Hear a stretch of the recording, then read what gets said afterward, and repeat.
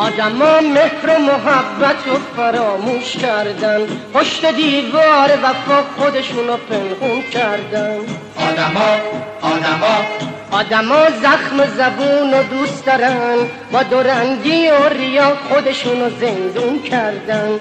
بس کجا رفتون همه مهر و محبت و صفا؟ چرا کینه، چرا مهنت باشه در کنج دلا؟ بس کجا رفتون همه مهر و محبت و صفا؟ چرا کینه، چرا مهنت باشه در کنج دلا؟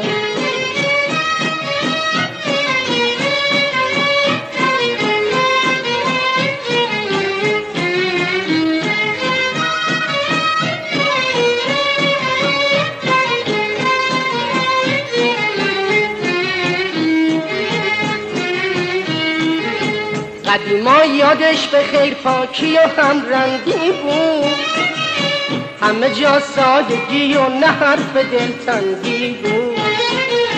قدیما یادش به خیر پاکی و همرنگی بود، همه جا سادگی و نه حرف دلتنگی بود. نور پاکی و صداقت تو چشام موج میزد، همه خوب و مهربون نکینه و جنگی بود. پس کجا رفتون همه مهر و محبت و صفا؟ چرا کینه، چرا مهنت باشه در کنج دلا؟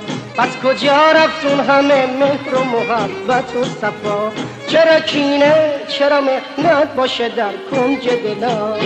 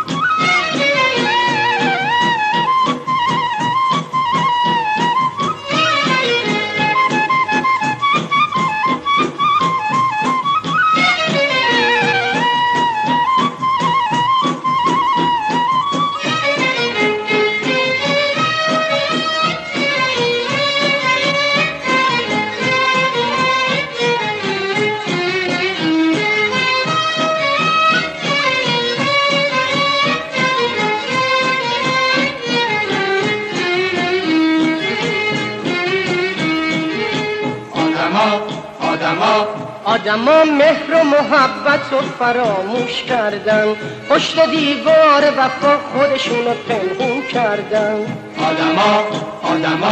آدما زخم زبون رو دوست دارن، با دورنگی و ریا خودشونو زندون کردن.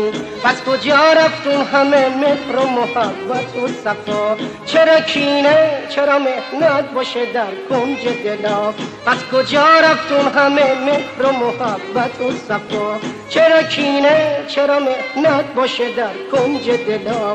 پس کجا رفتون همه مهر و محبت و صفا؟ چرا کینه، چرا مهنت باشه در کنج دلا؟ پس کجا